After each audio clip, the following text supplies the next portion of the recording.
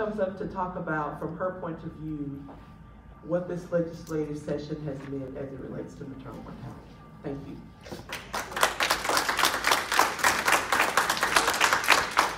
Good morning, ladies. Good morning. I think there's a gentleman or two in here. So good morning, sisters and brothers. It is really my pleasure and my privilege to be able to address you this morning and speak with you about an issue that is just very near and dear to me.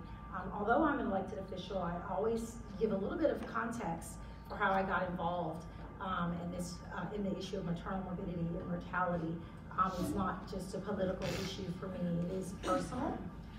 Last session was my first session. I was a freshman legislator, and a little report just slid across my desk, and I think at that time it was called the 2016 Maternal Mortality and Morbidity Task Force Biennial Report. I'm kind of a nerd because I'm a lawyer by nature, I've been an attorney 25 years, and so I decided, well, what's in here? Nobody really had any conversation with me about it, and I started to read it, and I will tell you that I was very, very shocked to see the rates at which mothers, Texas mothers, were dying, pregnancy-related deaths and near deaths, by the way, and we need to talk about that too, because some people will say, well, everybody's not dying, well, people were almost dying, and I'll fast forward a little bit and do a spoiler, I was one of those women that almost died.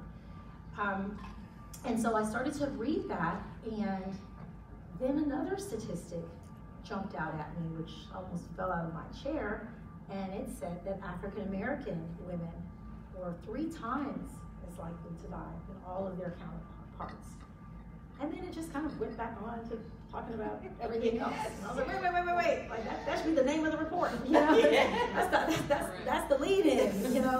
The group that's most affected, and that's not to say we don't cover all women. What that means is you start with the most at-risk population, and if you can treat and help those people, then everybody is going to benefit. So as I started, that just became my personal quest, but it also did something for me that I want to just talk a little bit about. And it's about just taking care of ourselves and thinking about finding our voice. It was a trigger for me. I had suppressed and not really told hardly anyone. Very few people near and dear to me knew that I had almost passed away 4 years earlier. I have a little 4-year-old. She's 6 now. And I started to just sit back and think about what happened to me. And you all, I was a healthy Black woman. I think the only statistic I might have fallen into is that I was over the age of 35. But I was healthy on all of the counts, had an uneventful pregnancy, and then I went in. My daughter was born a little bit early, and I went in and they decided to give me a C-section. I didn't advocate for that, but just the doctor really honestly wanted to go play golf. He told me later that day. So I was like, what? So he's kind of in a hurry, and they're like, you're not really having very many contractions, so let's just go ahead and do this. And it's okay. And I got in what's called a high block epidural. You can Google that. I didn't know that's what it was at the time. But what happened is, instead of the medicine numbing me from below, it goes up to your heart. So it was literally paralyzing my heart from beating. And I could feel it. I literally felt like I was sinking in quicksand, like I was drowning. I was trying to come up from air, but now I realize that was the anesthesia, moving up to my chest. And here's what happens is it's very hard to get people to listen to you. And so this is just kind of you've heard it with Sabrina, you've heard it with lots of other women, and I had to demand. I kept telling them something's wrong, I'm in pain, y'all help me, I'm in pain. And they said, you can't be in pain, you can't feel anything.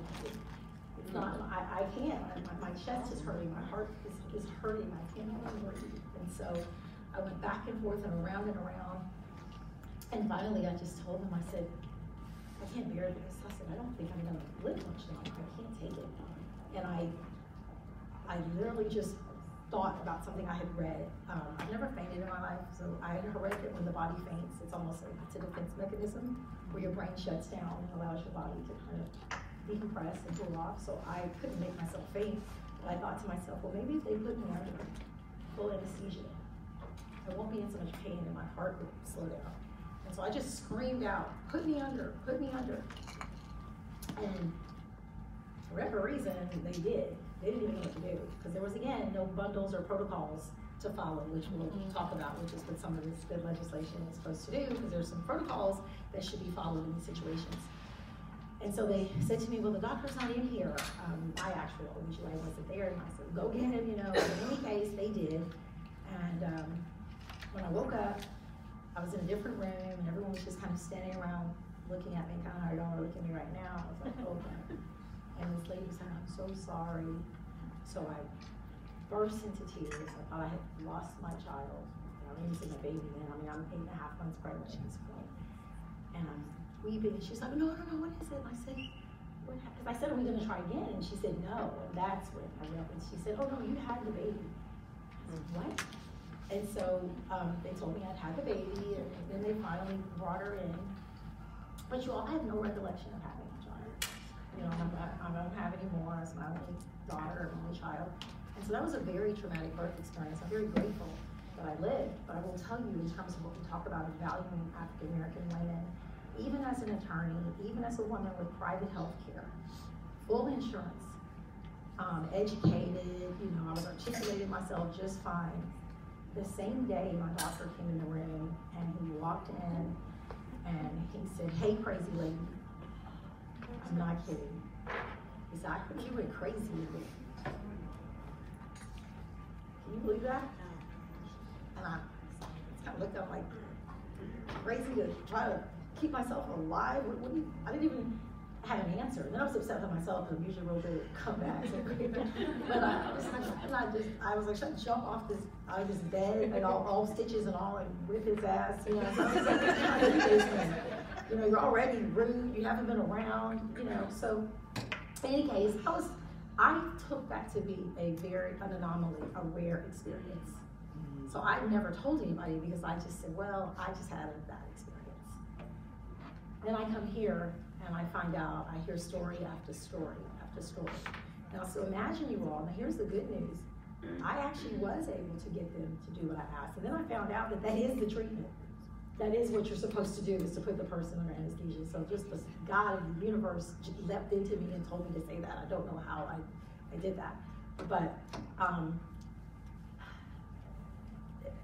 in any event, I realized very quickly that this is not just my experience, and I had an obligation to share the story, which is why I'm still sharing it, because you know, it is my truth, and I think it can help other women.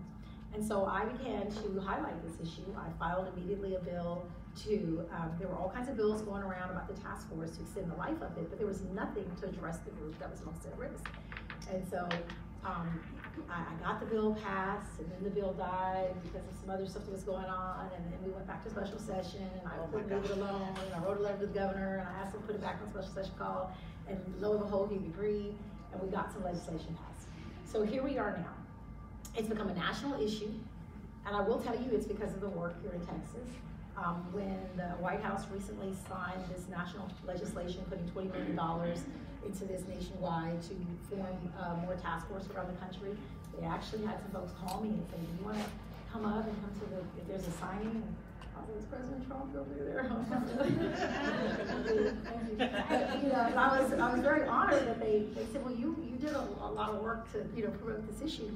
And so now you hear it. You hear Elizabeth Warren, who's running for president, talk about making maternal mortality a priority in her presidency. You hear Kamala Harris, my Howard University sister, talking about this issue. So we're on the right trajectory. We're making strides. I gave you a sheet. There's still more to do, I will tell you. And I'm very pleased that a lot of my colleagues in the House are filing bills. One of the bills that two that I'm disappointed didn't make it across the finish line. And I'll start with House Bill 607. I thought it was the most important. This bill would have required implicit bias training and cultural competency from medical students as well as doctors. We know now that the data tells us that the African American mothers are not dying solely because they have lower socioeconomic status or they have underlying health conditions that are not comparable to other women. here's what we know now. The most shocking thing is, even when an African American mom is equally educated, higher educated than some women, and even if she has private insurance, Blue Cross Blue Shield, she's more likely to die in pregnancy than a white or Hispanic woman who has less education, who's on Medicaid, or has no insurance. And so we know now that we said it has to do with the biases in the treatment and how Black women are perceived. And you know, I did a town hall in Houston where a lot of women were saying, I try not to say anything, and I'm really docile because I don't want to look like an angry Black woman and make the doctor mad at me. You know, and that's part of why when he even called me a crazy lady, I found myself like, oh, I'm still in here. I don't need to say too much. They might just throw me out the window. You know, so I was passive. I'm a lawyer, you know. So this training would have required that. This bill would have required that training, and I didn't get a hearing on it. I was frustrated with that. There was another bill that would have created a statewide data registry. It says pending on here, but it was 2703. And we know that the data is not accurate. And so for the first time in the entire state of Texas, we would have one piece of technology, a centralized hub, if you will, for all of the hospitals where we upload their information. I changed the bill because the hospitals weren't ready to commit to something like that yet, but they were willing to do a work group and a study. And so when I finally got that across the finish line, I finally got it voted unanimously out of the Public Health Committee. I could not get the members on calendars to put that on the calendar to go to the floor. So there are a lot of nuances and procedural aspects that go on here. I'm just here to let you know that I'm still fighting and I'm not giving up. I believe, I also filed a bill to extend Medicaid coverage for mothers from 60 days to 12 months. Representative Tony Rose, who I believe is coming back a little later, she filed that same bill. She's on the Human Services Committee, and she was able to get that passed. So there's good news there. Last night, I'll just wrap up with this, just so that you know, we only got 6 days left of session, but I'm not giving up. And so there was a bill, a maternal mortality bill, Senate-sponsored bill that was going to address some issues with the privacy reporting and creating some programs. And I was able to put an amendment on it that it said they were going to be authorizing funding and all sorts of things, to reduce maternal mortality and to do studies. And it said for the group for high-risk women. I was like, who's that? Because that wasn't spelled out. And that's a little loosey-goosey, I find, So I made sure I put an amendment on the bill that statutorily defined the high-risk group as minority women and the group that's going to be that's in the study. So we have some happy for that, and that's just another way that we want to make sure that the allocation of the resources are done equitably, because that is the only way we're going to eliminate these disparities. In addition to how we're actually treated when we're in the office, the funding, all the programs and the resources, because very quickly, this issue, again, as I said, we know, it's become kind of, by lack of a better term, kind of sexy. Everybody's talking about it, but we want to still make sure that, we're here today for the state of Black women. We want to make sure that this issue is not, that we're not forgotten. Once again, where there will be all sorts of resources that are put into it, and then once again, the group that was dying at the highest rate is still marginalized and sitting by the wayside. And so I will continue to champion that. We want to help all moms, because again, everybody benefits from the work when you help the groups that are dying at the highest rate, because we find that they're dying all from the same things: hemorrhaging, heart attack, gestational hypertension. These affect us all. What's happening is, though, African American women are dying more. So you all, I want to continue to be the champion for you. Reach out to me. I will always be here to work. I'm going home soon to be with my baby. You talked about daughters. My number one is Claire Boot, and she's 6, and I'll be back home soon with her. We're trying to put together a coalition of warriors in Houston. We're going to be doing some town halls and continue to talk about this back in my area. Also, you all, my district, unfortunately, has the highest zip code of maternal mortalities and morbidities in the county. So I'm working on that also, which is odd because I also represent a part of the medical center. So there's that. So, but there's a lot of good work to be done, and it makes a difference that people like you are engaged. And what I love is just the diversity of the faces for everyone that cares about us And it's just a reminder that we're not alone, and we do need to continue to reach out to each other and support each other as sisters. There's so much we can do together when we unite. So I want to thank you all very much. I appreciate you. Thank you.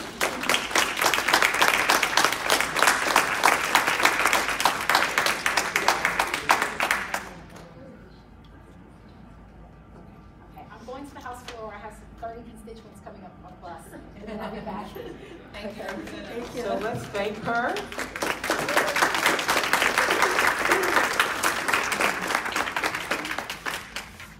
She stood in the corner of her salon and cried.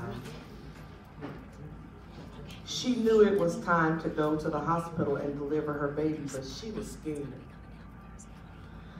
Dee had attended a maternal mortality community education event offered by the Afiya Center and knew that there were no protections for Black women when it comes to maternal mortality.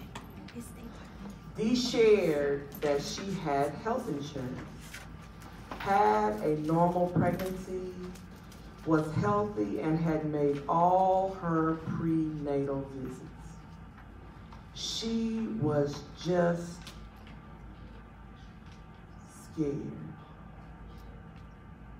scared that although she had done everything in her power to make sure she was safe and had a healthy pregnancy, she knew that when it came to delivering her baby and after, she could die. And there was nothing she could do. Her life was in the hands of a healthcare system that did not listen, a provider that may not show up for her, and a staff that may ignore her concerns and let her die. This is the story of a woman that you will meet later today who ultimately not only had one successful baby, but now has a second baby. The point in that story is, it is very real for those of us who make the decision to become pregnant, to have children, to go through all the steps, do all the right things, that we may not come out on the other side okay. Not because we failed ourselves in some way, but because a healthcare system, quite literally, made the decision that it knew our needs better and greater than we did. It is important that we understand, as Representative Reynolds prepares to come, that it is our right to have babies and have them safely.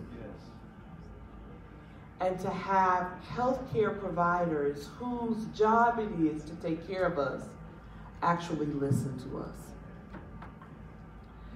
The legislation that Representative Theory was talking about, the implicit bias legislation, was significant because the data does suggest to us that when it comes down to deciding in the moment what should happen for a patient or not, it is often informed by the cultural context of the provider's perception about the individual, the provider's perception about that individual's community, and the provider's ideas based on his or her historical experience in care, what should happen for that person. One of the things that has happened as we have delved deeper into maternal mortality is people across the state of Texas, well, that's actually not true. The State of Texas Medical Association has adopted the bundles that the state of California was able to significantly turn around maternal mortality. Now, here's a place of advocacy for every person in the room. Not every hospital has adopted them. actually, not even half the hospitals in the state of Texas have adopted them. According to the Texas Medical Association, their statement has been, in adopting the bundles, in adopting the AIM protocols, should they have an adverse event that happens with the mother, they have to report it. Should a mother die under their care and they have adopted the bundles, they will have to report it. The hospitals have said, and this is on TV, I understand, the hospitals have said that they do not want to adopt the bundles because they don't want to report the adverse events or the deaths.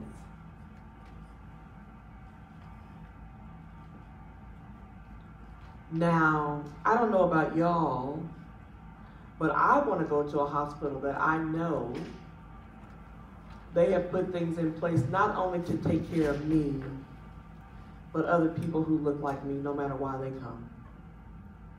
So it is important that as we, as a community, that is a place where we can hold our hospitals accountable and ask them, hey, have you adopted the bundles?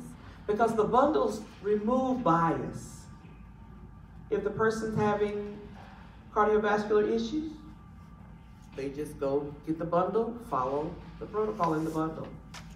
If the person's having diabetes as a result of their pregnancy, they just go get the bundle, follow the protocol. I don't have to think about your size, your medical history, any of that stuff. I just treat you. And so that's a place where we can actually encourage our hospitals to adopt those bundles so that we can have some consistency across our state as it relates to the care of women, particularly Black women in pregnancy. I'm going to bring up now Representative Ron Reynolds.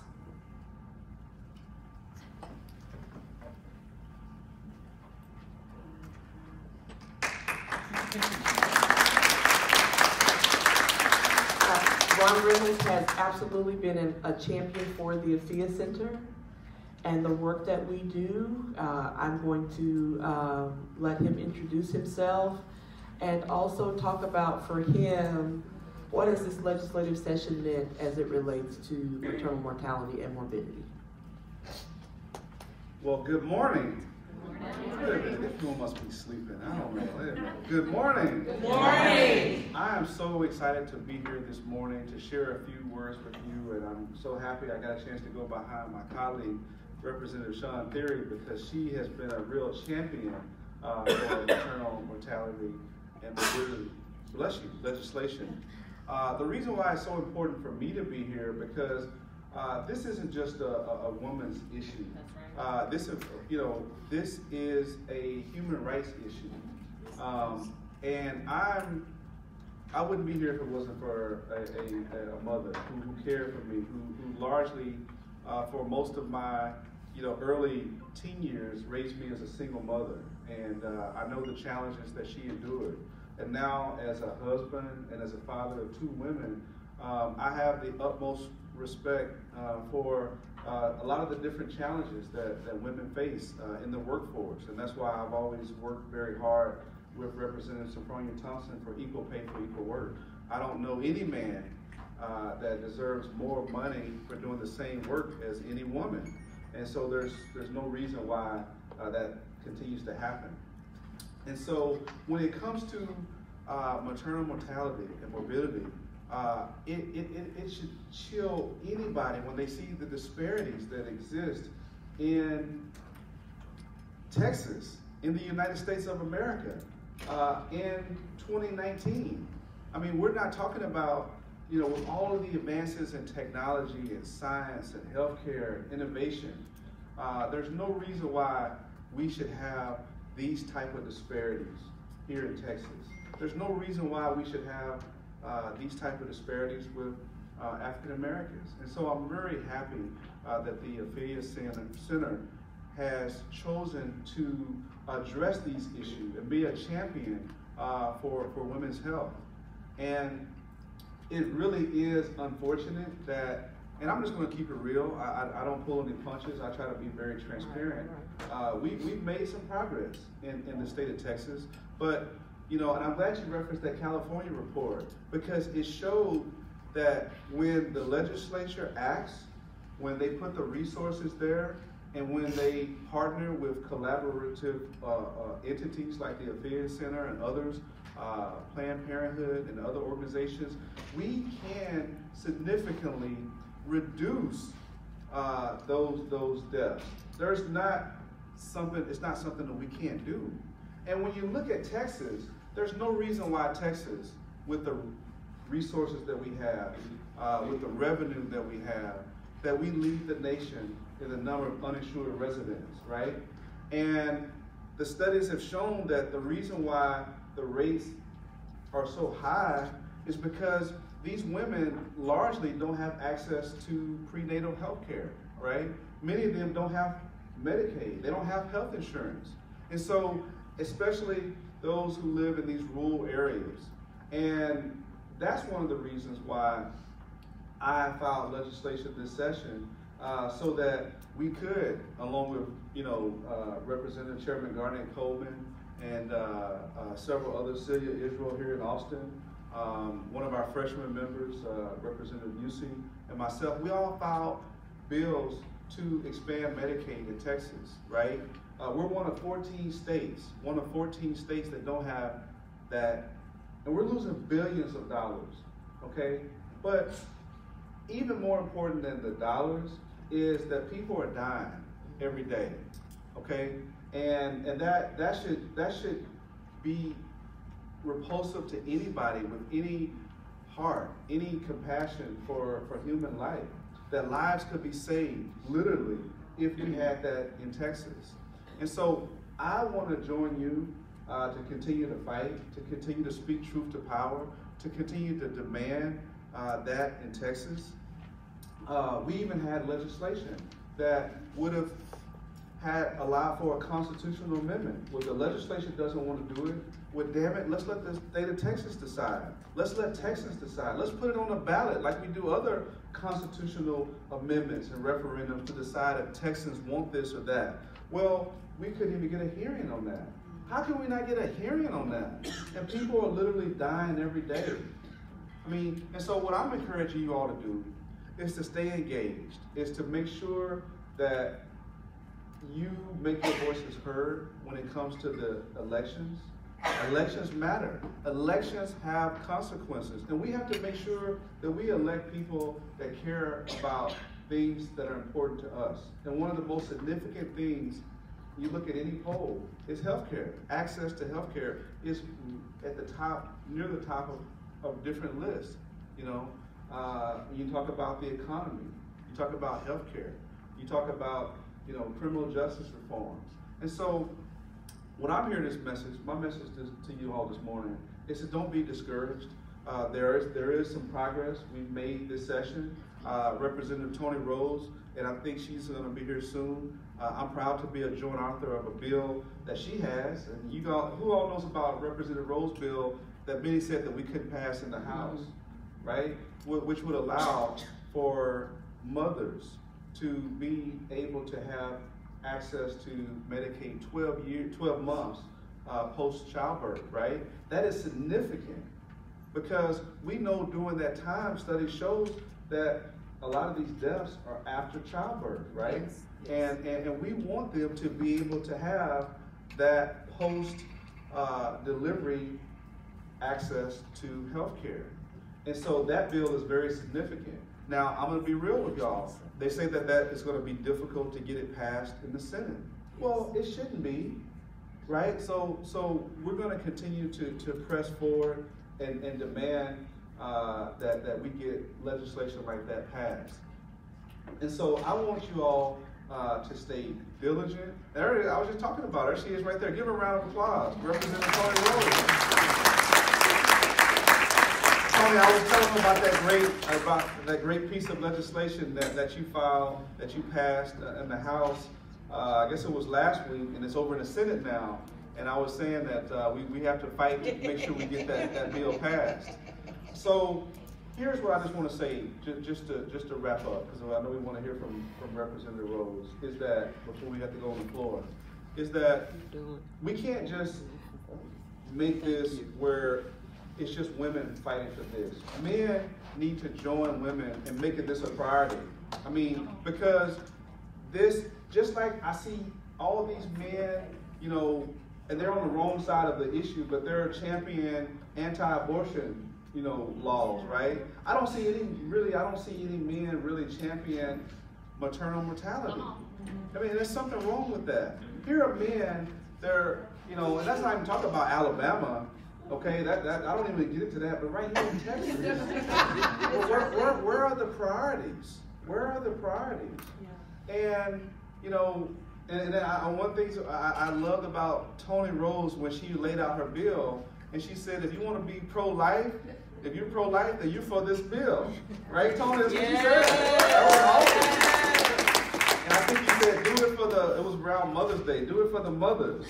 I'm not going to steal your thunder, but it was I mean, it's real. And so I'm going to challenge the men to join in with the females to fight for this legislation to pass. And we need to wrap our arms around this issue. We need to demand from all levels of leadership, from the governor, lieutenant governor, to the speaker, that we continue to do more. Like I said, we've made some progress, but we still have a long way to go. And Texas likes to pride itself at being the best, and we are. Texas is a great state. I'm proud to be a Texan.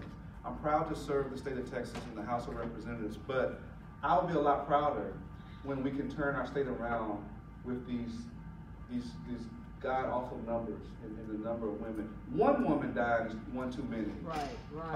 But we certainly have, you know, a long way to go. And so thank you for holding this. Thank you for being on the front line. As you saw, you know, just, what was it, Friday, you know, we're another senseless abortion debate. I mean, that's ridiculous. I think they just want to continue to have red meat for a small fringe of their base. But if you look at most Texans, as you all know, they believe that a woman should have the right to choose. They're trying to trample upon that. And we have to continue to stay diligent and continue to press forward and fight. And I was happy to stand with Representative Rose at the front mic in support of Representative Sarah Davis. And we need more Republicans that have goodwill and the tenacity to stand up. And Representative Sarah Davis out of Houston did that. And you know what? Governor Abbott went after her vigorously in her primary and put a whole lot of money. Long story short, obviously she won. She's still here. And she was standing, and we were standing with her in support, in opposition of that bill. So again, thank you for allowing me to be here this morning. I'm going to continue to stand with you all. I'm going to continue to fight. I'm looking forward to helping raise money because the Afiya Center, they need money to continue to do the great programs that they're doing. So let's make sure that we support them with not just our time, our talent, but also our treasure. So have a blessed day. Continue to fight. Continue to work hard. And I'll leave you with this by Dr. Martin Luther King. He said, life's most urgent and persistent question is, what are you doing for others? Life's most urgent and persistent question is, what are you doing for others? Each and every one of us must answer, in my opinion, that call. What are we doing for others? What are we doing for the least, the last, and the lost? And I believe that everyone here that's advocating to make the world better by addressing maternal mortality and morbidity, you are certainly doing something for others. Thank you for your service. God bless you. Thank you.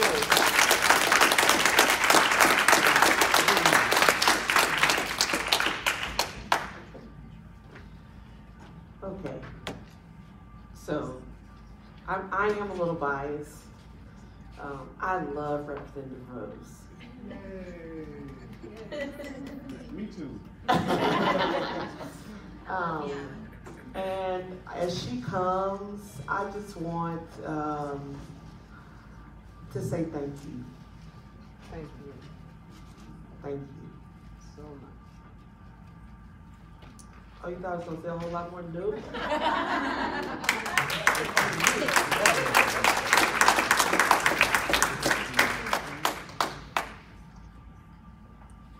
Good morning, everyone. Good morning. Good morning. I am truly glad to be with you all today.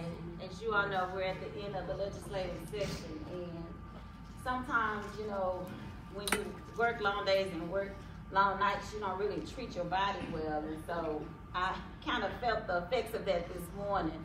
And so I'm still feeling a little queasy and not feeling well, but I had to come by and just say thank you all for being here, and thank you all for being the voices of Black women. I would like to also acknowledge Marsha. Marsha, I don't know why my mind was blank because I know your last name. Marsha Jones. Wait, me not saying Marsha Jones. The executive director of the Afiya Center, just for your vision of this organization that is much needed in our communities. And I know that today we're talking about the state of Black women's health, especially as it relates to maternal mortality, but just all of the things that you all, the services and information that you provide for our community. I had the honor of being with them during their Red Gala in December, which was just phenomenal, where they acknowledged, you know, not the women who are not just surviving with HIV. I mean, they're living their best life. And I mean, it was a phenomenal gala, and I made my commitment to them that I would be there every year in support of it. But I know Ron has, and also, I know Ron has spoken with you all about House Bill 744, which we were able to get out of the House. But I would not have been able to do it if it had not been for Denise Robinson. And I want her to really, and I'm serious when I say this, because she took the time to come down here and prepare me for that committee hearing. And so it's, you know, it's one thing for a person to say that they're with you or they support something that you do, but it was really her, it was really Denise who really pushed me and encouraged me to do it. I mean, because one of the things you have to realize, this is a Republican body. And we know the numbers, and a lot of times, you know, the stack is kind of, you know, it's stacked against, the deck is stacked against us. And so sometimes you can be discouraged by that. But I felt confident because of the way she prepared me to, the way she helped me prepare to lay out the bill. And she was also there, not only did she help prepare me, but she was there to be the voice for the women of Texas. And I really believe it was because of her compelling testimony that we were able to get it out of the committee. And that was huge. So I think we need to give Denise Robinson a hand.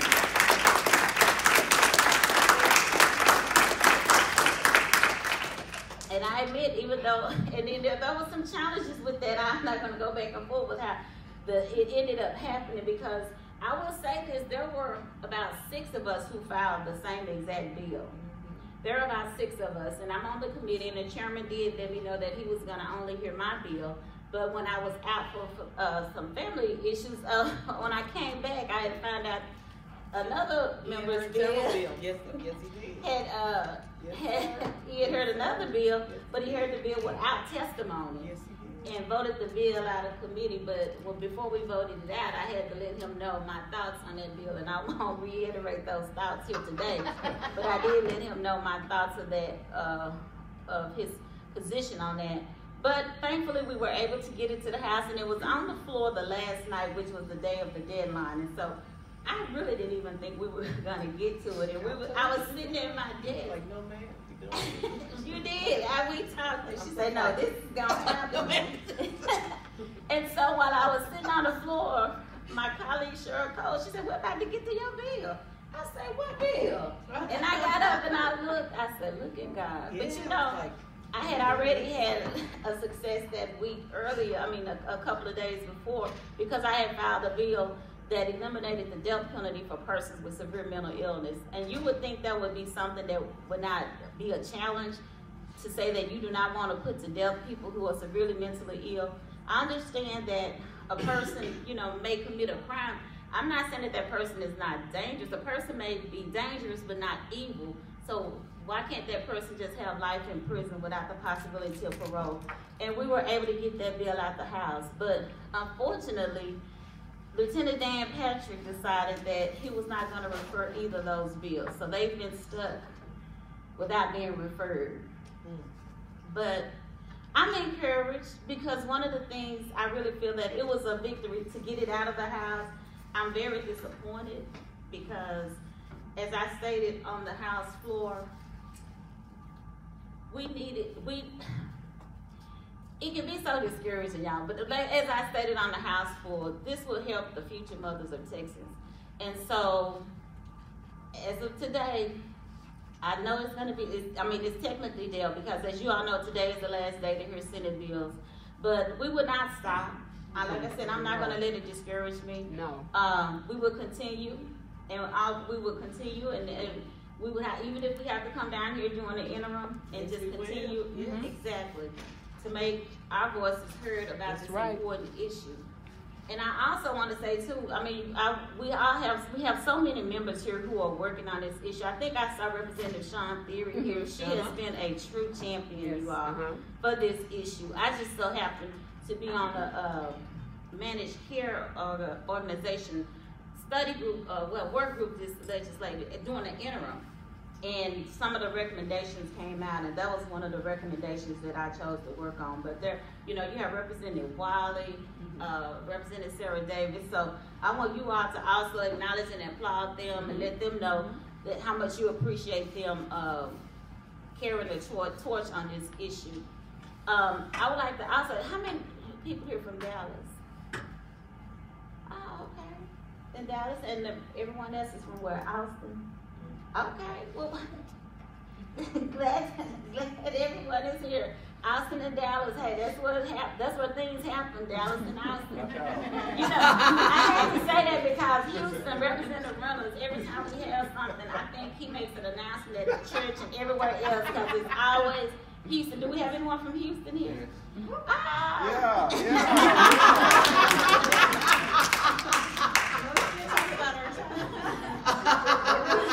Oh, even better.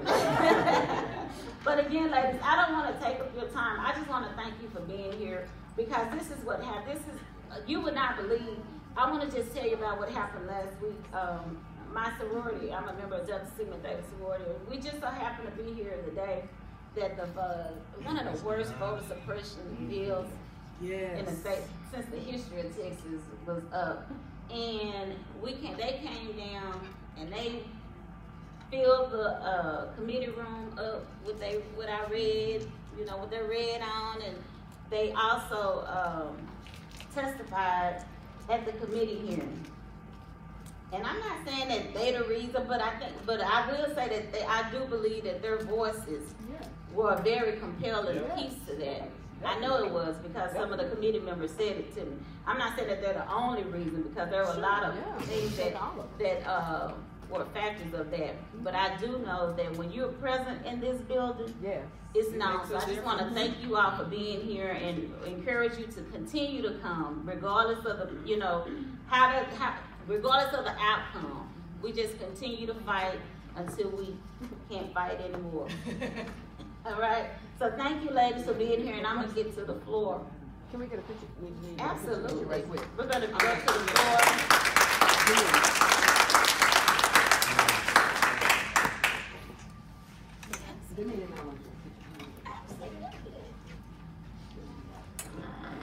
So as the legislators are preparing to go to the floor, I would like the individuals who are going to be on the community panel to make your way to the 4 seats over there, with the exception of Marsha. She's like standing right here.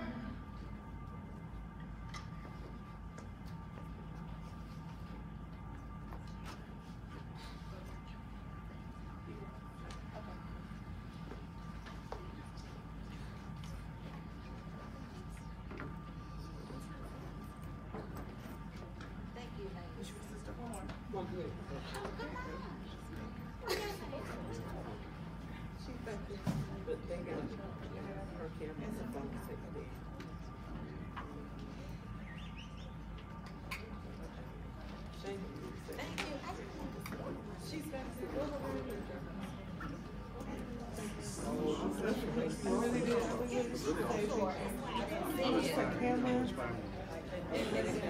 what I want to say as we are making this transition, I want us to say thank you to the representatives that were able to come.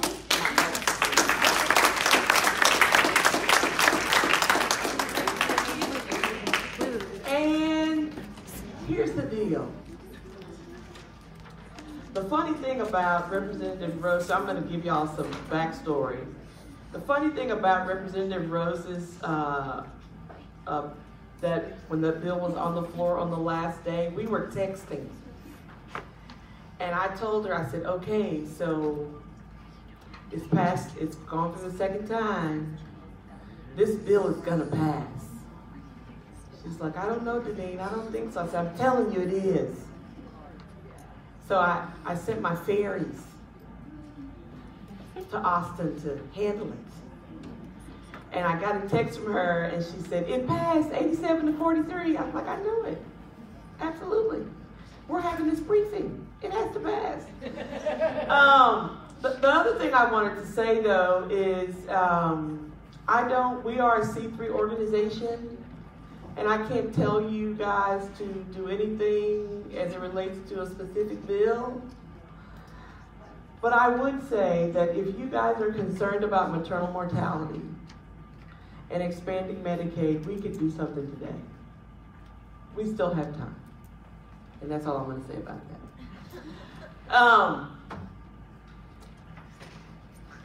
For the next part of our time together, we have 4 folk from the community.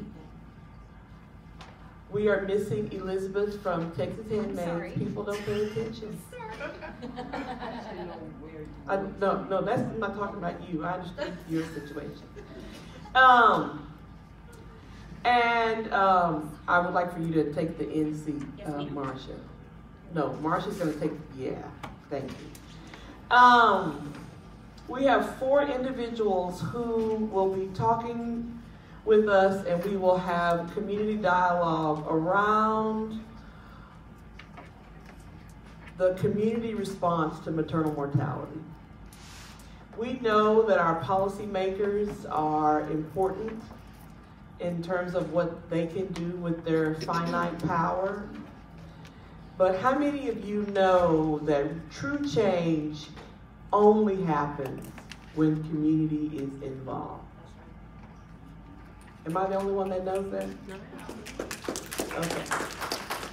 And so we have a doula, Deandra Willis. Yes. We have Jasmine, who is an intern at NARAL Pro-Choice Texas. We have Elizabeth, who is with us from the Texas Handmaids. And we have the esteemed Executive Director of the Afiya Center, Marcia Jones. And I would like for them to take a few minutes to introduce themselves. I have spoken to them about why they were chosen for the panel. And then we will move forward from there. So you guys each have 5 minutes. Okay. So that I know what I'm going to say. Yes, so right. So introducing myself first, you're going to talking about why I'm here, or we're going to make a round to that. No, so you're going to each introduce yourselves and tell us why you're here, individually, starting with Deandra. Right. You're taking it home. Awesome. Mess it all. Good morning. I'm Deandra Willis from Dallas. I am a full spectrum doula and part of the Afiya Center first birthing, part of our first birthing connection, Southern Roots doula, full spectrum doula services. Yeah. I am Dee, the one that you read about in the first part of our Black Page report.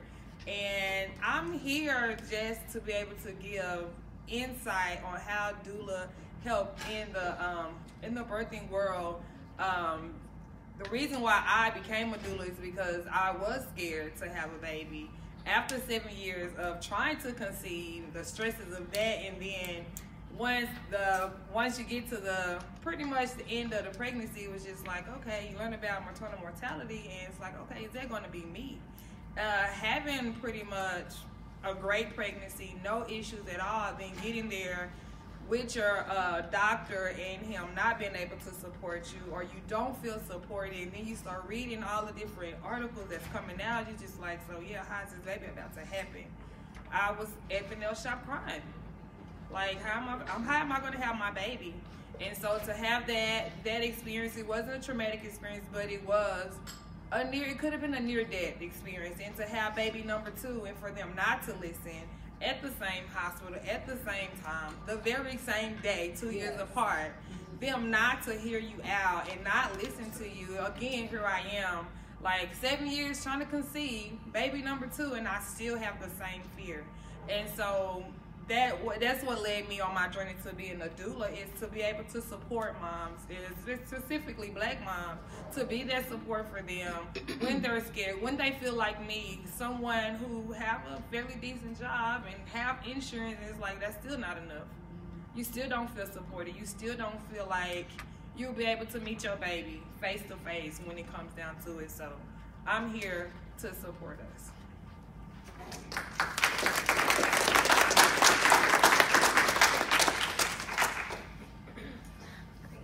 Hi, my name is Jasmine Wang. I'm currently serving as a legal and legislative intern with NARO Pro-Choice Texas.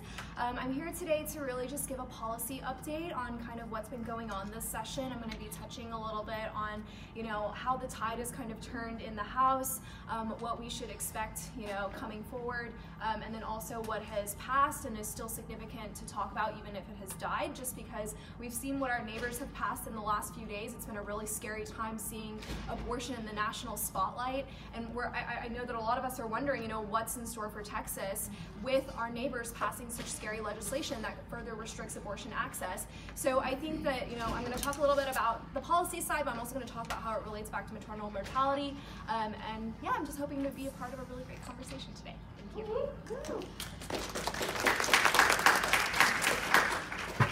Hello, my name is Elizabeth Blue, and I'm an organizer for the Texas Handmaids, and we actually have been involved in the past year or so. We've been focusing on vigils for maternal mortality. Our group has, we wrote legislation this year to provide oversight to the Healthy Texas Women program. And then also we are a group that is just working towards a couple of other different goals and views. So the mission of our group is basically just to make sure that all of Texas has reproductive justice. And so that's very important to us. And we're going to do that through recruiting our members and making sure that we're educating people on what that really means. We're trying to end state funding for crisis pregnancy centers, so your tax dollars aren't paying for those types of centers. And then also improving our pre- and postnatal care for all Texans, so we can improve the maternal and mortality morbidity rate in Texas, since it is one of the worst. So that is why we are here, and to be a part of this, and we're very happy to be a part of this panel. Thank you.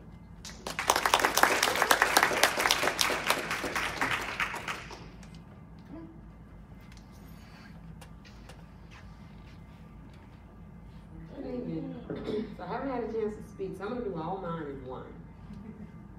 So I'm going to speak, tell all you hello, hi, and then I'm going to thank you all for being here. I know she's been here holding it down, doing a phenomenal job, but I just want to say thank you from the Afiya Center. I've been not present during this legislative session, which has been amazing, because I shouldn't have to be present, because we have amazing people who are holding it down for us at the Afiya Center. So now I get to do the fun stuff. And so that's walk around, sitting on panels, producing, talking about all this information that the folk who work with us. Here's a short of that. We have such an amazing group of people at the Afiya Center. I get to just look great everywhere I go, and everybody think that I'm brilliant, right? But I'm not. Well, I was, because I was brilliant enough to get the right people in place. But anyway, I'm Marcia. You got the book, so you know what the Afiya Center is and who we are and what we do. So I'm here, what personally bring me here? I'm here for a couple of reasons. I'm here personally, and I'm also here because this is all about, why the Afiya Center is here. We are here because of reproductive justice and what reproductive justice is and what reproductive justice presents and why reproductive justice is important. And if that is not being played out in the way that it should be played out, then black women will continue to die. And so that's why I'm here to relate to our organization, because that's got to be done. Because for far too long in conversations like this, there's too many people talking about us for us, and we don't need that. We can talk for ourselves. And so yeah. So that's why I'm here as it relates to the organization. As it relates to my life while I'm here, and it's probably all the same. I'm here because I think that, so a couple of years ago, I'm gonna try to do this in 4 minutes. A couple of years ago, in 2014, as a matter of fact, I got an email. And the email was from the state of Black Women's Roundtable, the National Black Women's Roundtable. And it was talking about the state of black women 50 years after the Civil Rights Movement. And so it talked about all of the achievement that black women had made. Black women were entrepreneurs, black women were degreed, black women were making more money, black women were doing all of these things. But then it got to the health piece of it. And black women were still suffering from health disparities at such a great rate. But the thing that stuck to me was that it said black women in America were more likely to die from childbirth than women in Lebanon. And I said, what the hell is going on? And so I immediately, because I was really engaged in a lot of HIV work at that time, in my mind I said, well, I wonder what they look like in Texas, because I knew what HIV looked like in Texas for black women. And so I wonder what they look like for, what maternal mortality looked like in Texas. So at the time, we were not a funded organization. And so when you're not funded, people don't see you. When you're not funded, people don't hear you, because money, it is, capitalism is what this kind of country we live in. It's all about what you have and who you know. And what you have pretty much determines who you know. And so we didn't have any money. And so that 2015 legislative session, we were determined to talk about this. So I had my little group of volunteers, and we put together a little half-ass PowerPoint counter presentation talking about the state of black women in Texas. And so we talked about maternal mortality, and we talked about HIV, and we talked about economic injustices. And we had about 15 to 20 people in the room, and we were really glad to have those people in the room. And so I started to hear all of this stuff, because then maternal mortality became a thing. And I think it became a thing because white people started talking about it. And I think it became a thing because white people were scared that white women was gonna die. And I know they weren't talking about it a whole lot in the state of Texas at this legislative session. I know they said that they were, but I know that they were not, because I've been coming to this legislative session since 2007. And there are some of you who've been coming longer than me. And I'm sure I would have heard that, because my ear is always to the ground when you're talking about black women. I could be on the plane, if somebody's on the ground talking about black women, I'm pretty sure I hear it. And so I knew that they were not. And so I hear all of that talk. And so I'm here personally because I want to know, why is it that, I need answers as to why is it that we let black women die so long? Why is it that we continue to let black women die so long? Why is it that this is continuing to happen to black women? No, I'm not going to bring you data, because that's not what I do. That's not my job. I know what lane to stay in. I'm going to tell us what, I'm going to say what I need to say. I believe in using my bully pulpit. And I will traject from it what needs to come out from me. And so no, I'm not always happy when I'm standing up. I let the staff be happy. And I don't apologize for being angry, because I have a whole lot to be angry about. Because all of this stuff is happening, but black women are still dying. And I have a personal investment in that. Because I still have 2 daughters that can have babies. I had a daughter who was pregnant a little while ago. And I'm not sure if I was happy or not. Because I was scared. I shared it with Denise.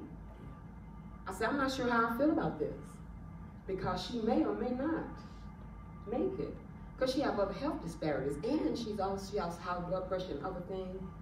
And she was having issues at the beginning, and I was like, am I gonna have to raise this child if this child happens? And I have another daughter who's really not that concerned if she has one or not. She don't want to die. I have nieces and great nieces, and I'm not really sure what it's going to look like. So that's my personal investment in this. Is that I got to know that black women are not going to keep dying.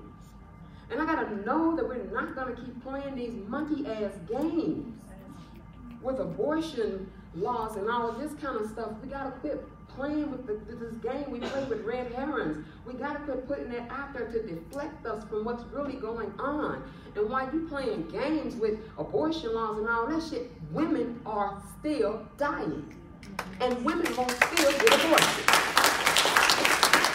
No matter what you say. And so that's why I'm here, because for me it's not one story. It is not maternal mortality or abortions or birth control or access to birth control or living wages or affordable housing or access to Medicaid. No, shit, it's one thing. It is one thing. And so when I get up here and I defend reproductive justice, that's what I do. That's why it is. Because you cannot use that word, that phrase that black women and other brown women had to put their lives on the line and make sure that there was a thing that was going to happen in a way that you get to walk into a space and get to do work in a way that's very single focused and very single issue. Because that is not the world that we're living in. And that's why we are where we are today. That's why black women are dying, because people's running around talking about all this kind of shit, and black women dying, and we're trying to make sure that folks don't have an abortion, and black women are dying, and we're trying to make sure that people have all this stuff, and black people getting put out of their house, and trying to make sure all this stuff is happening, and black women are still living with HIV. We're talking about U equals U, whereas if you're undetectable, then you're no longer you're no longer able to transmit HIV, but people don't even have access to the medication to get them untransmittable. Come on, people. So that's why I'm here. That's why I'm not going to talk anymore when I get through. Because I don't know when to stop. Because I feel like I have so much to say. But it's already been said. And so that's why I'm here. Now I had a whole lot of other stuff written down, and I do that all the time. And I never say what I'm going to say. And I had Janine up probably to 2 o'clock this morning trying to give me some talking points that I didn't use. And she probably know that I wasn't.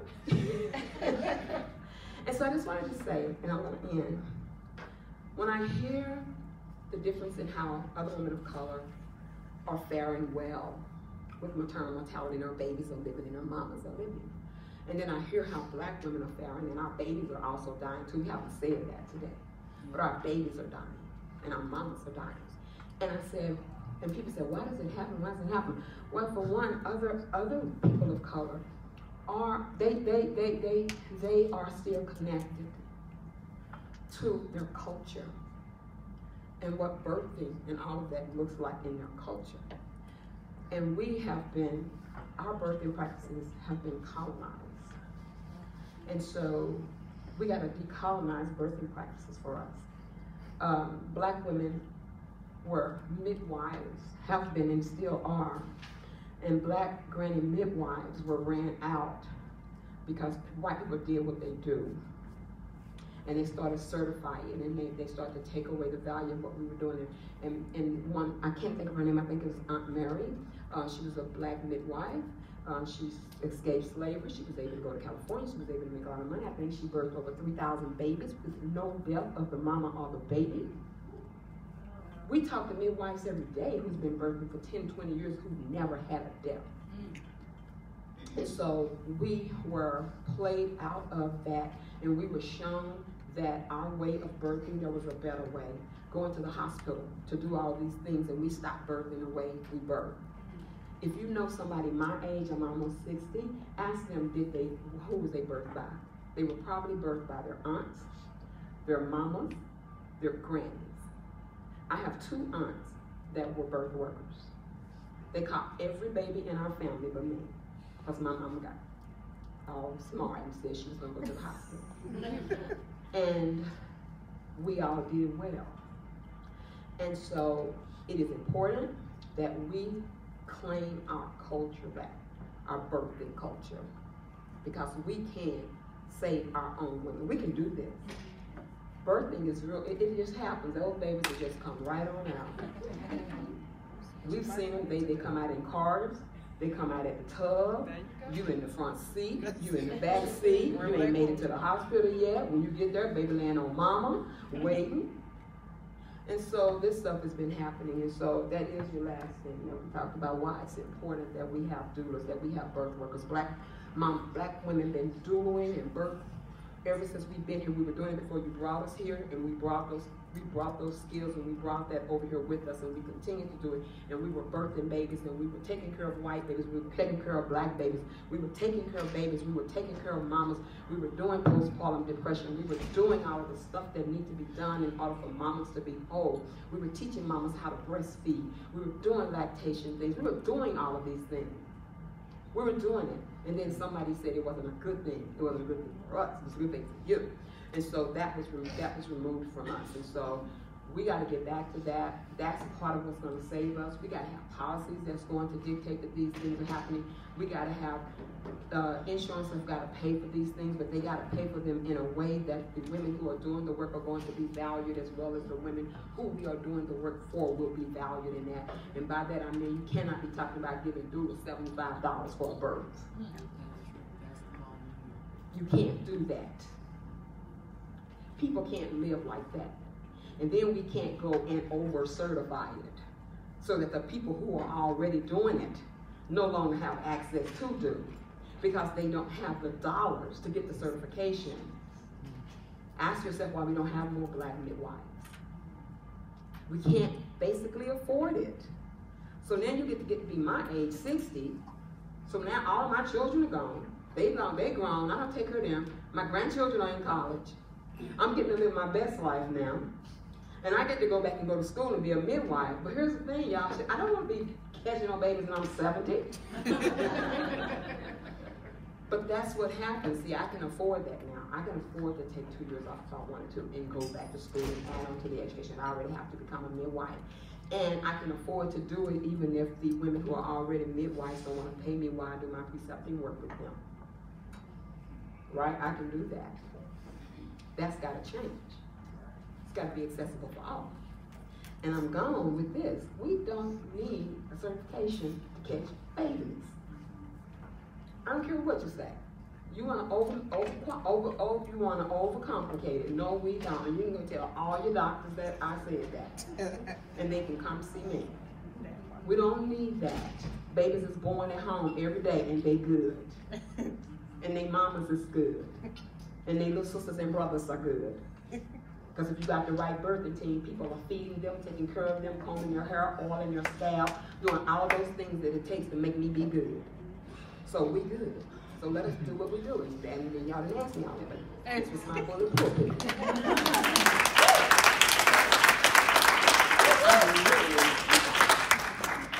Let's thank her. Thank you. So the first question that I have for our panelists is, what has been your experience this legislative session as it relates to reproductive health, rights, and justice? Who wants to go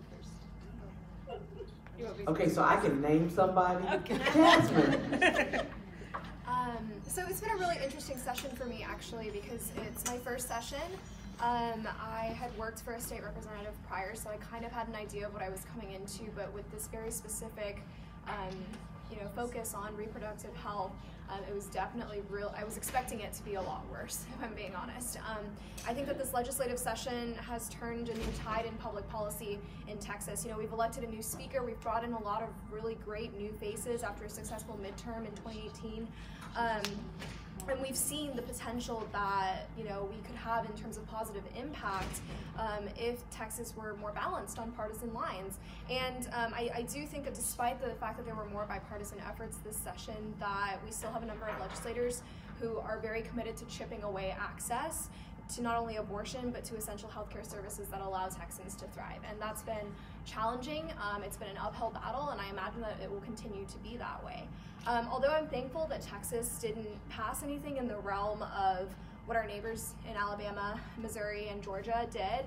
Many of the bills that were passed in those states, there were similar versions that were introduced here in Texas. You know, we saw bills that, you know, were like the 6-week abortion ban, the heartbeat bill, things that would add further restrictions, things that are very similar, eerily similar to the bills that are showing up in other states. And that's scary because I imagine that those pieces of legislation will be refiled in the future, that these pieces of legislation will be continually discussed and talked about and pushed until the other side gets what they want. And that's a really scary future that I see for Texas. But at the same time, you know, and of course these restrictions affect low-income women and women of color the most adversely. But I do think that in this moment in time, as we near the end of the legislative session, we're given this really unique opportunity to change the landscape of our state. We're in this moment where if we vote and we continue to organize and stay committed to our cause, that in 2021 that we can see more proactive legislation coming up in the legislature. That if we get closer to balancing the House and the Senate on partisan lines, that we can see more proactive and robust legislation that you know, addresses you know, ensuring that we don't see further abortion restrictions in the state of Texas on women. But so far, you know, it's been a really great experience. I've had some scary nights in this building, unfortunately, but it's taught me exactly how important this work is and exactly how important every single person in this room is to the larger movement. So.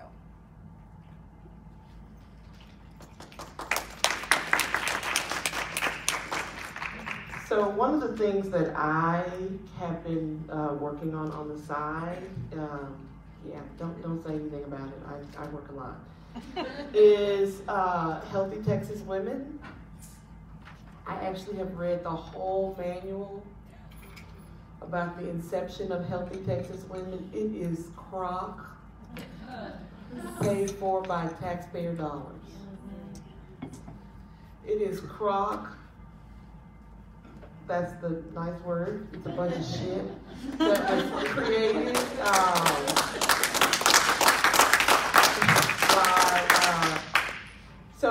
So I want you guys to know that because I am clergy and I know that I have a responsibility to not cause anyone to stumble in their faith, I'm hesitant about using cuss words.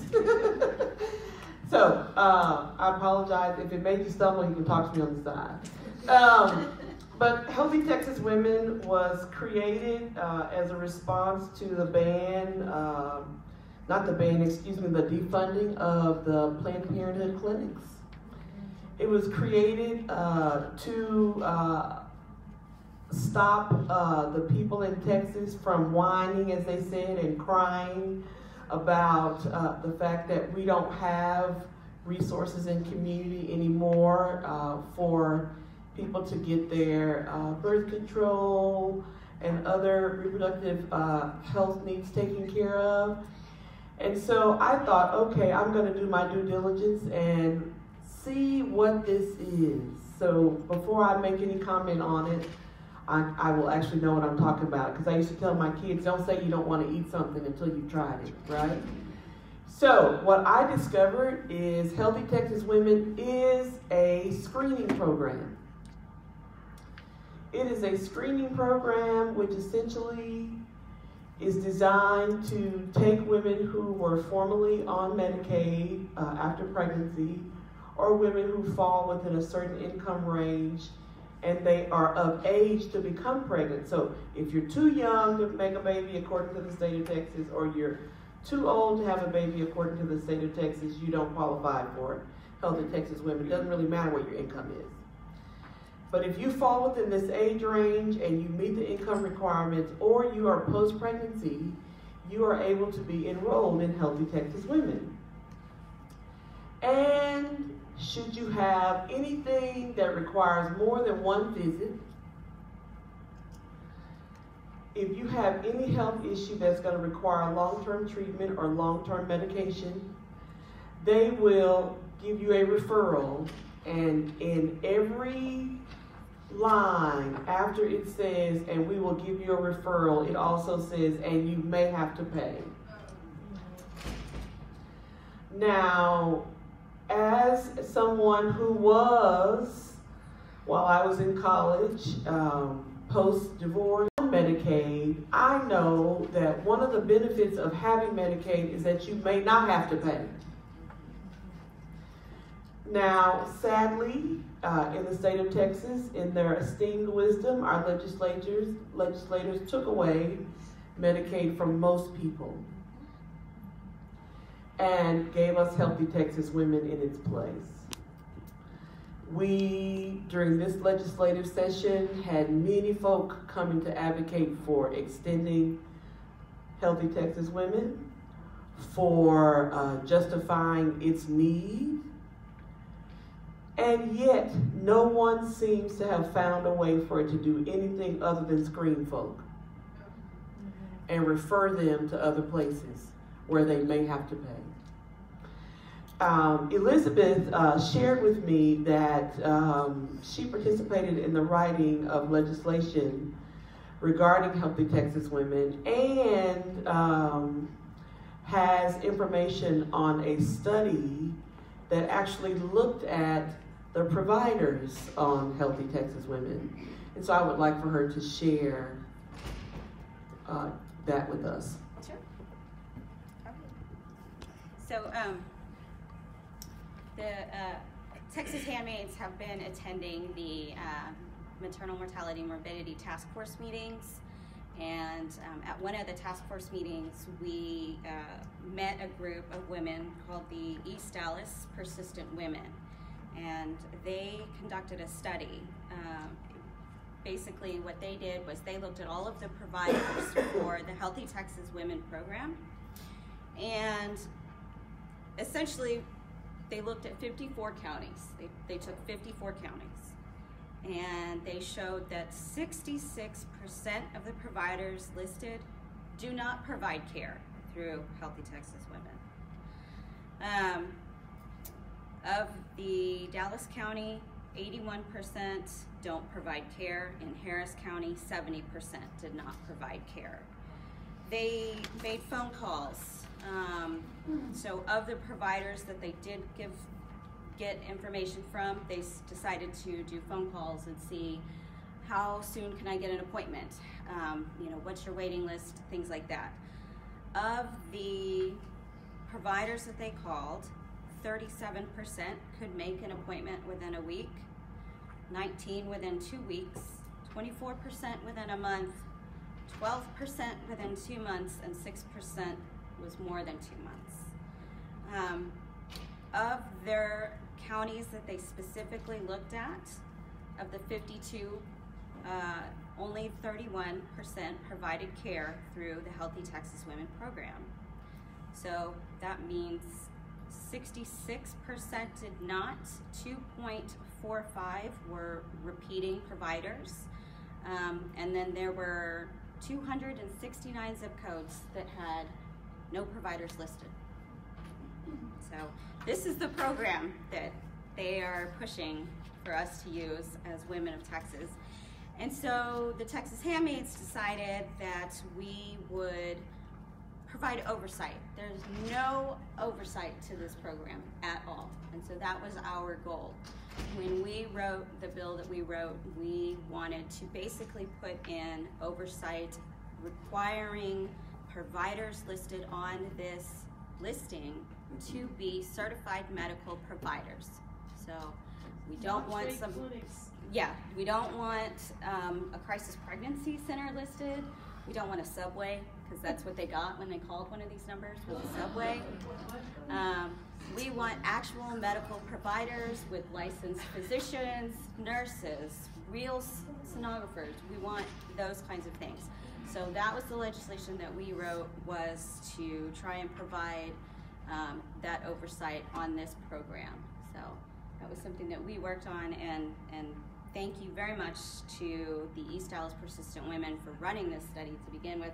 And this was actually back in 2018 when they ran this study, so who knows what the numbers look like today. They could be worse, they could be the same, but that's where they were, and that's what inspired us as a group to really tackle this front of maternal mortality in the state. So. Yes. Question. Can you tell us how far your bill got? I'm sorry, I'm not familiar with So we decided to write it probably 4 days before they were due. And so I wrote it that night, and then we got it edited and turned in, and so probably 48 hours before it was due, we turned it into John Busey's office. And then unfortunately they decided they had already filed 37 bills, and so it was not something that he could take on, especially since they hadn't worked with us in the quick time frame. So we've got it, it's ready to go. We'll probably go back in and make more edits and just get it ready for the next session. So. Yeah, yeah. That's what I was going to say. We actually talked offline, and so we can definitely partner on that. One of the things that I want to say is the Healthy Texas Women legislation that did make it out, most of it died, thank God.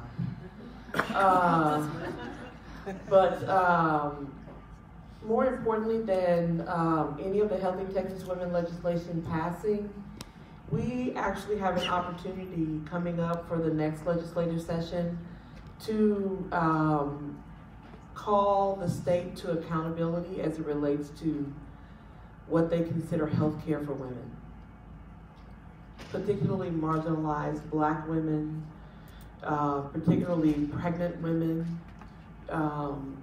because we are investing much of our resources into funding things that are actually counterintuitive to folks living. And we need to be honest about that. And so in closing, what I want to say first is thank you guys for staying, because I know that there are several other things that are getting ready to begin. And the second thing I want to say is you guys that are in this room know that your work is invaluable. Maternal mortality is among us in part because we have systems that intend on depressing folks because of their color. Racism, just pure and simple. If we are going to do something about it, here's the ticket.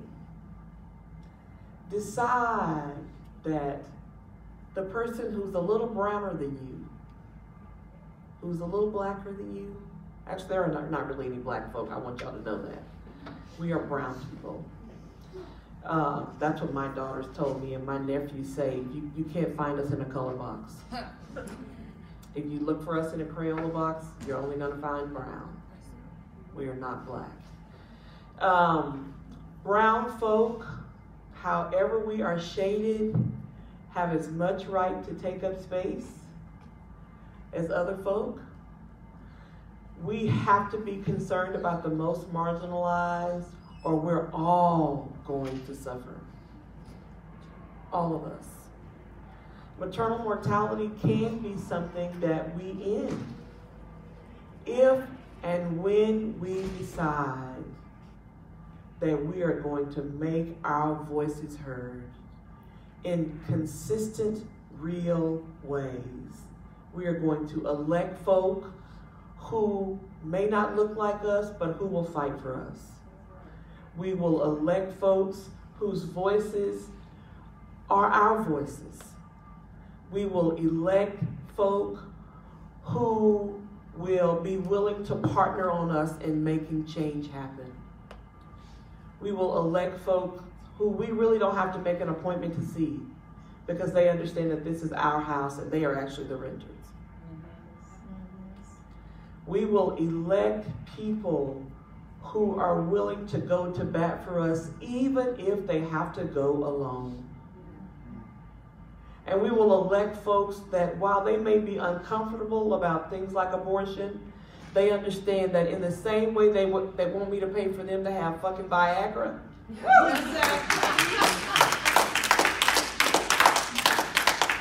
And the other ones with the woman in the blue dress who does that commercial. Nobody wants to have sex all the time. Get over it. Jesus. On the beach, at the park, in the movie theater. Like, come on. Even if you want to have it in your mind, your body can't stand it. At a certain age, you don't have stamina. So, okay.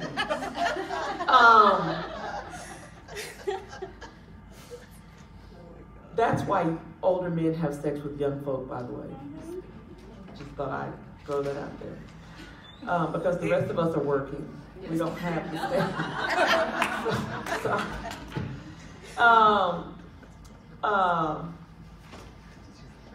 Man, I went on the tangent. So, but seriously though, we have to know that I can't value what you need any more than what I need. And the reason that that stuck in my mind in my closing is because there was a man in the special session who was insistent on us not paying, insurance not paying for birth control, and insurance not paying for pregnancy, and insurance not paying for abortions, and insurance not paying for in vitro fertilization. And what he said that stuck out of my mind was, I don't want to have to pay for that with my plan, out of my plan. And I thought, I will never, ever have a prostate.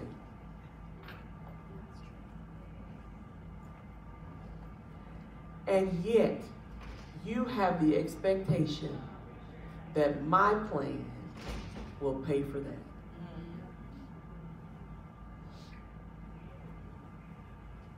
We cannot continue to elect folk who don't give a damn about us.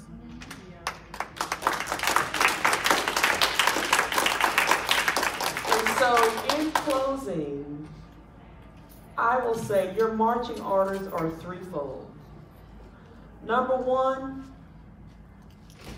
do your due diligence to vote for folk who are concerned about you.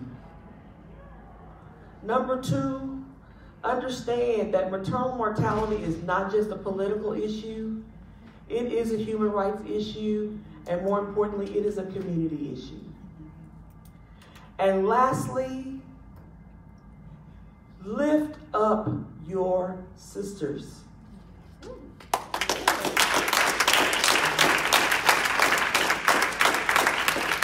Especially the ones that you don't know, that you are not familiar with, and who don't look like you. Thank you. On your way out, since they have decided to restrict abortion, we have a wonderful offering for everybody as they leave. Please take it with you. It is a really good offering. All right. And join us. Yes, here we go. I'm not joking. You know how they give you wonderful things in discreet brown paper bags. If you go to the liquor store, you can get malt liquor in a brown paper bag. They give you cigarettes in a brown paper bag. You get your smokes in a brown paper bag. And you get condoms in a brown paper bag. This bag contains none of those things. But it does contain something that women can use as a tool to assist them should they have a pregnancy or an encounter that they want to end within 72 hours. Please pick up your bag as you leave. And join us on the South Steps. The gate outside at 11th and Congress. At the gate outside at 11th and Congress. And following that at 12 noon, we will join, those of us who are able, will join the handmaids at the steps. So y'all are going to be some busy ralliers. We're going to be busy ralliers. Please pick up your gift. Thank you so much for your time. Rock on.